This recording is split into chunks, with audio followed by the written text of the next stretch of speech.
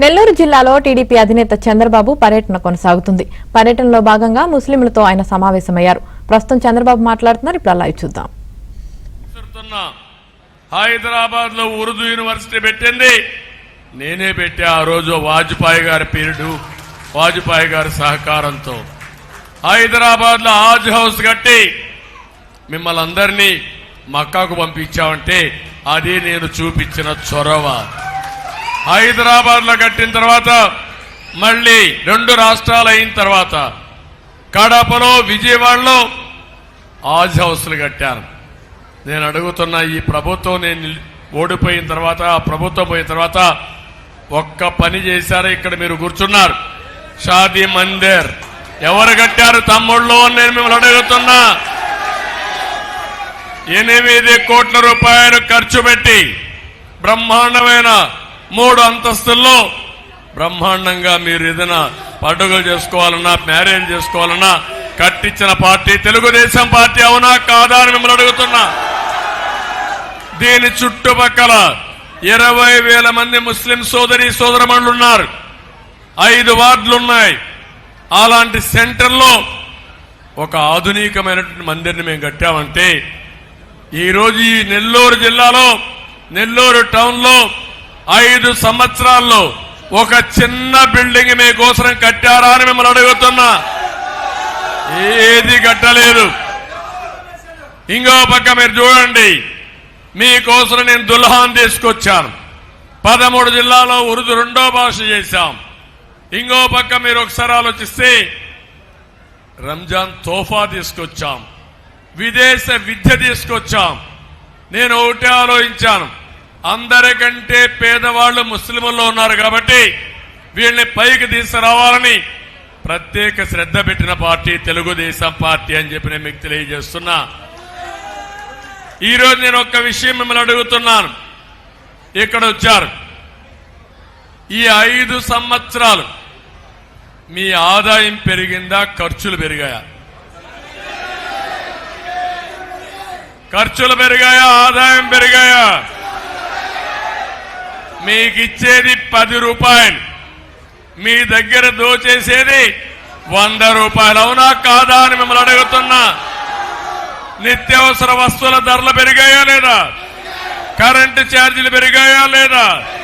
RTC రేట్లు పెరిగాయా లేదా? ఇంటి పన్ను పెరిగిందా లేదా అని అడుగుతున్నా. పెట్రోల్ డీజిల్ పెరిగిందా లేదా అని మిమ్మల్ని అడుగుతున్నా. కడాన ముస్లింలు తక్కువ తాగుతారు కానీ ఇప్పుడు మద్యం కూడా అక్కడక్కడ తాగుతారు కానీ ఈరోజు చాలా తక్కువ తాగుతారని చెప్పాను. అందుకే కడాన పేదవాళ్ళ రక్తాన్ని తాగడానికి మద్యం కూడా కల్తీ మద్యం తెచ్చి ప్రాణాలు తీసే పరిస్థితి వస్తున్నాడు. మీరెప్పుడు పాపాలు చేయాలనుకోరు, పాపాలు చేసిన వాళ్ళని క్షమించరు. ప్రజల ప్రాణాలు తీసిన వాళ్ళని క్షమిస్తారా అని మిమ్మల్ని అడుగుతున్నా. ఇంకొక పక్క ఇన్ని చేసి ఇసుక దోపిడి, నెల్లూరు పక్కనే పెన్నా పోతుంది, మీకు ఇసుక దొరుకుతుందో తమ్ముళ్ళు అని అడుగుతున్నా. ఏంటి అరాచకం అంటే మీరందరూ గుర్తుపెట్టుకోవాల్సింది, ఈ రాష్ట్రంలో ఒక్క జగన్మోహన్ రెడ్డి ఒక్కరే సైకోనే బాగుండాలి, మీరెవ్వరూ బాగుండడానికి వీలు లేదు. అది ఈయన సిద్ధాంతం. నేను అందుకే మిమ్మల్ని అందరినీ కోరుతున్నాను, మీకేం కావాలన్నా చేయడానికి మేము సిద్ధంగా ఉన్నాం.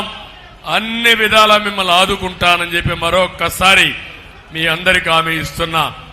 విదేశ విద్యా విధానం 527 మందిని విదేశాలకు పంపించి ఒక్కొక్కరికి 15 లక్షల రూపాయల ఆర్థిక సహాయం చేసి మీ బిడ్డల భవిష్యత్తు తీర్చిన పార్టీ తెలుగుదేశం పార్టీ అని చెప్పి కూడా నేను మీకు తెలియజేస్తున్నా. 10,000 మందికి ప్రతి సంవత్సరం 3 లక్షల రూపాయలు రుణాలు ఇప్పించి 1 లక్ష రూపాయలు సబ్సిడీ ఇచ్చిన పార్టీ తెలుగుదేశం పార్టీ. దర్గాలు కట్టాం, మసీదులు కట్టాం, ఈద్గాలకు మరమ్మతులకు రిపేర్లకు ఇచ్చాం. ఇమాములకి, మౌజుములకి 5,000, 3,000 రూపాయలు ఇచ్చిన పార్టీ తెలుగుదేశం పార్టీ.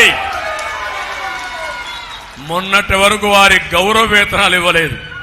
నేను తిడితే ఇప్పుడు రిలీజ్ చేశాడు. అంటే ఇది మోసం చేయడం తప్ప ఇంకోటి కాదు.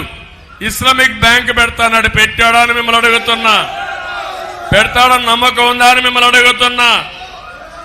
ఇవే కాకుండా ఈరోజు రాష్ట్రంలో ఇవన్నీ ఒక ఎత్తు అయితే, ఇంకో పక్క ఇక్కడే మీరు చూస్తే రొట్టెల పండుగ. నేను రొట్టెల పండుగని రాష్ట్ర స్థాయి పండుగ చేసిన ఘనత. మొత్తం రాష్ట్రం నుంచి వేరే రాష్ట్రాల నుంచి ఈ రొట్టెల పండుగకు పెద్ద ఎత్తు వస్తున్నారని పెద్ద ఎత్తున మనం ఈ కార్యక్రమాలు చేశాం. ఇంకో పక్క Abdul Kalam Azad skill development centre పెట్టాం. స్వయం ఉపాధిలో మిమ్మల్ని ముందుకు తీసుకుపోవడానికి తీసుకొచ్చాం. ఇక్కడే మసీదులు దర్గా మొత్తం రిపేర్లు కానీ ఇవన్నీ చేశాం. గోషా హాస్పిటల్ ఒకటి ఇక్కడనే మహిళల కోసం నిర్మించాం. ఇలాంటి పనులు చాలా చేశాం. ఈరోజు నేను ఒక్క విషయం మిమ్మల్ని అడుగుతున్నాను. రాష్ట్రంలో దాడులు పెరిగాయి. ఆడబిడ్డల పైన కూడా దాడులు పెరిగాయి. పెరిగాయా లేదా? ముస్లింల పైన దాడులు పెరిగాయి, అవునా కాదా? 50 మంది పైన ముస్లింల పైన దాడులు చేసిన దుర్మార్గమైన ప్రభుత్వం ఈ వైఎస్ఆర్ కాంగ్రెస్ పార్టీ. నేను అడుగుతున్నా, మీకు రక్షణ ఉందా అని మిమ్మల్ని అడుగుతున్నా. అబ్దుల్ సలాం నంద్యాల మంచి వ్యక్తి, దొంగగా ముద్రేసి వేధించి అతన్ని చాలా దారుణంగా చంపేశారు. ప్రభుత్వ హత్య. ఒక వ్యక్తి దొంగ దొంగ అని వేధిస్తా ఉంటే భయపడిపోయి ఏం చేయాలో దిక్కు తెలియకుండా అతను చనిపోవాలని ఆలోచించాడు. చనిపోవాలని ఆలోచిస్తే ఈ పోలీసులు నువ్వు చనిపోయిన తర్వాత కూడా నీ భార్యను వేధిస్తావన్నారు. అప్పుడు వాళ్ళు భయపడిపోయి భార్యను వేధిస్తే మనం చనిపోయిన తర్వాత ఆ అవమానం ఎట్లా భరిస్తుందని చెప్పి ఆలోచించి మదనపడి భార్యాభర్త ఇద్దరు చనిపోవాలని నిర్ణయించుకున్నారు. ఒకవేళ భార్య కూడా చనిపోతే పిల్లలు ఏమవుతారో ఆలోచించి అనాథలైపోతారని ఆ ఇద్దరే పిల్లలు కూడా మనస్థిమితం చేసుకొని నలుగురు వెళ్లి రైల్వే ట్రాక్ మీద పిల్లల్ని కట్టేసి భార్యాభర్త ట్రైన్ కింద పడి చనిపోయారంటే మీరెంత గౌరవం ఒక్కసారి ఊహించుకోమని కోరుతున్నా. నేను అబ్దుల్ కలాంని రాష్ట్రపతి చేస్తే అబ్దుల్ సలీంని కుటుంబ సమేతంగా చంపేసిన వ్యక్తి ఈ దుర్మార్గుడు జగన్మోహన్ రెడ్డి. డిఫరెన్స్ మీరు చూసుకోవాలి. ఎక్కడో ఉండే అబ్దుల్ కలాం గారు ఆ రోజు నేను ఒకటి ఆలోచించాను, దేశభక్తుడు, దేశానికి అవసరమని నేను గట్టిగా రికమెండ్ చేసి ఆ రోజు వాజ్పేయి గవర్నమెంట్ లో వాజ్పేయి గారిని మెప్పించి రాష్ట్రపతి చేసిన పార్టీ తెలుగుదేశం పార్టీ, ప్రతిపాదించిన పార్టీ.